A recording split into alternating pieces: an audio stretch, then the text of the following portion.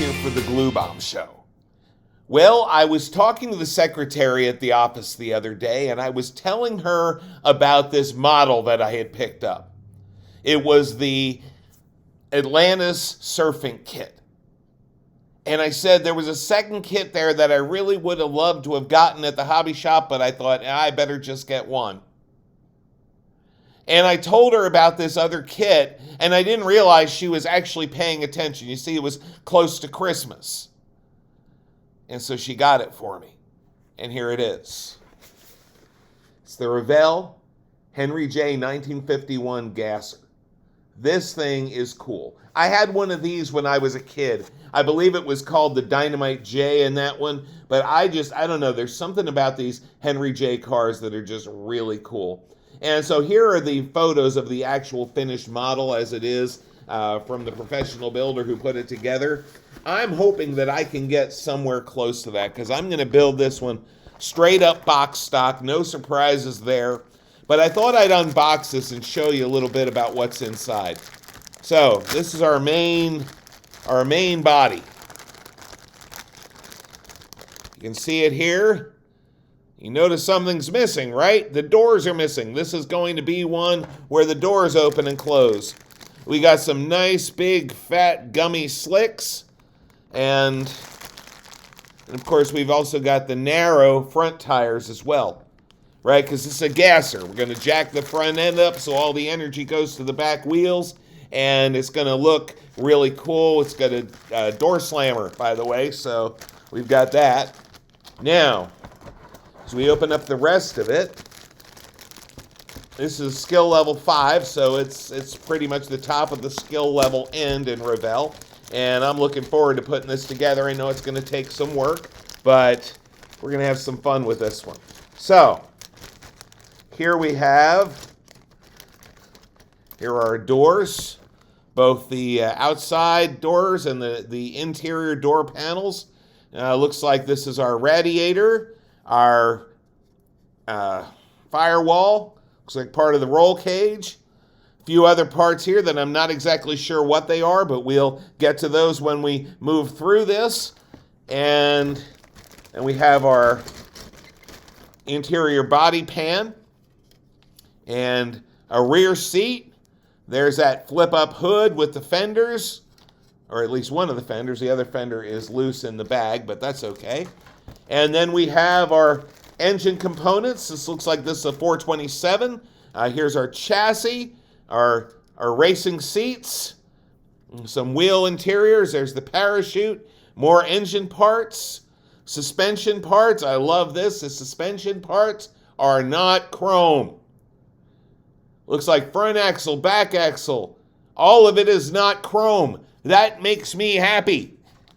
Because chrome suspension parts make for wheels that fall off. Or at least that's how I feel about it. And then here we do have our chrome tree. Not a very big one. I'm happy with that. I don't like a lot of chrome, but I do like some nice shiny chrome wheels. Those are always nice. And a couple other odds and ends here. Looks like some of that body trim, that famous nose piece that goes on a Henry J. Let's see here. So we had some nice 5-spoke wheels.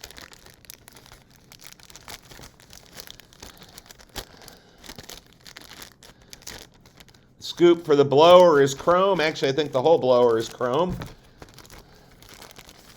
A nice chrome steering wheel. Some chrome headers. And chrome valve covers. A few chrome parts. It's going to look nice. There's some chrome headlights. That'll be really nice. I like the chrome headlights, especially for something like this where the headlights likely weren't real, right? And then finally we have the instruction sheet. The instruction sheet, first of all, starts off with a nice little picture of the car. And, of course, instruction words in about 10 different languages. Our complete part list, and some of the other instructions, as well as the paint colors here. I like that they have the paint colors. It looks like you have a Revell paint color number, and the names from there. So if you're painting this with Revell paints, you know the numbers to use. It even has a mixture here of how to do that orange color for the body. Got the glass pieces installed. Oh, this is interesting. There's window templates. You've got to cut your own window sheets out of a piece of thin plastic. The dashboard looks like it's got decals for all the gauges. That should look pretty nice. And then we have, of course, an assortment of interior assembly pieces and chassis assembly, drivetrain assembly. This is kind of unique in that it seems like you put most of the body together first, and then you put the drivetrain together. And by the way, we don't get to the engine until step 20. This is a very different way of construction. Almost all the car kits that I've ever built, you built the engine first. In here we have some painting diagrams and some decal placement things and how to install that nice flip open hood, and then some more decal placement on here. I'm going to open this up. The decal sheet is here, and it has several. Swift Henry Orange Whip, Henry 427, and of course a whole bunch of other decals. I was wondering, it doesn't have pad printed tires, but what it does have is these nice tire decals that can be put on. I think those will look pretty cool.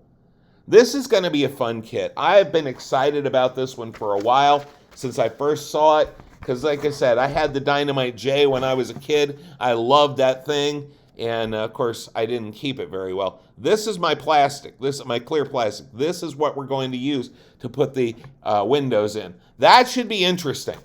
I have not done that in a long time.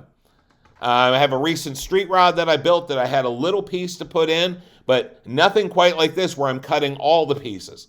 I'm okay with that. I'm really interested to see how this all goes together. I'm really looking forward to showing you the finished result. And that's about all I have for now.